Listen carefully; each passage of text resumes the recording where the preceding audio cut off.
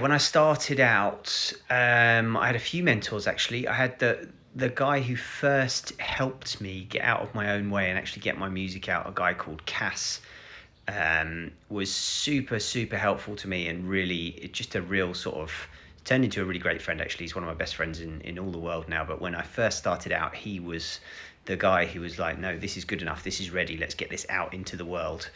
And then subsequently there was a guy who worked in the same studio block as me, a chap called Nick Muir, who was half of an act called Bedrock with John Digweed. And I didn't know he was in that act at the time.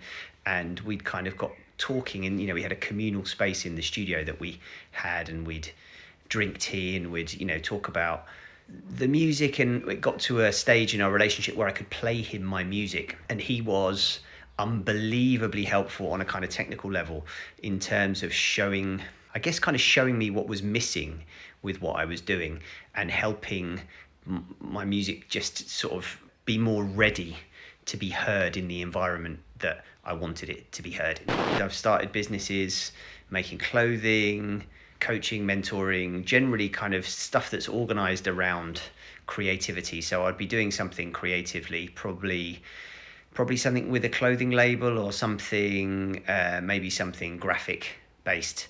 I would spend it with Prince to see how he did what he did.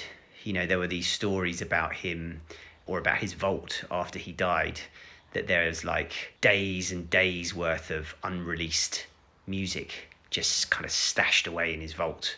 I'd just love to see his creative process, see how he did his magic. Yeah, an absolute hero of mine. Probably this fella, the MPC 2000. You can see my screen's going a bit because it's been left on for too long. But I would say that's probably my secret weapon. Gets used on most things. It's probably the best pound for pound piece of studio equipment I bought. I mean, I have a lot of plants. Plants are like all over the shop. So I guess it would probably be the planties that are here that keep me company, because I'm working on my own, and it's nice to have some company. Can you have company from plants? I guess I can, because they're the things that I can't live without in my studio. My ritual is probably a bit of gentle procrastination, probably similar to a lot of creatives. So I used to chide myself. I used to sort of like not slap myself, but kind of like mentally give myself a little whoosh on the back for the procrastination that would inevitably occur before I got round to being creative. But over time, I've realised that is part of my creative process. To make a coffee, to read the paper, to kind of sit and ponder and think, and sort of lose myself in unimportant stuff before getting into the important stuff. So I guess that's probably my ritual. Some checking of the sports information on my phone, and some reading of stuff that's probably not madly relevant to the music that I'm writing, but then maybe it is relevant because it affects me in some way, and that that affects how I create my art. Don't worry about it. It's all going to be okay. It's all going to work itself out in the end. Don't be in such a rush. It's not life or death. Don't miss out on... Make sure to do the important things.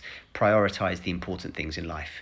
Friends, family, loved ones, experiences, those things, and not remixes. I don't know, those things that you think are super important at the time and really aren't really that important. Be sure to enjoy the process. Be sure to remember that you're doing this because you love it, and not because someone told you that you have to. And if you're not loving it and you're not enjoying it, don't just put your head further down and grind harder. Have a think about what it is that you're not enjoying, and be aware of that so that you can change it, so that you can enjoy yourself, because we only get this one go round.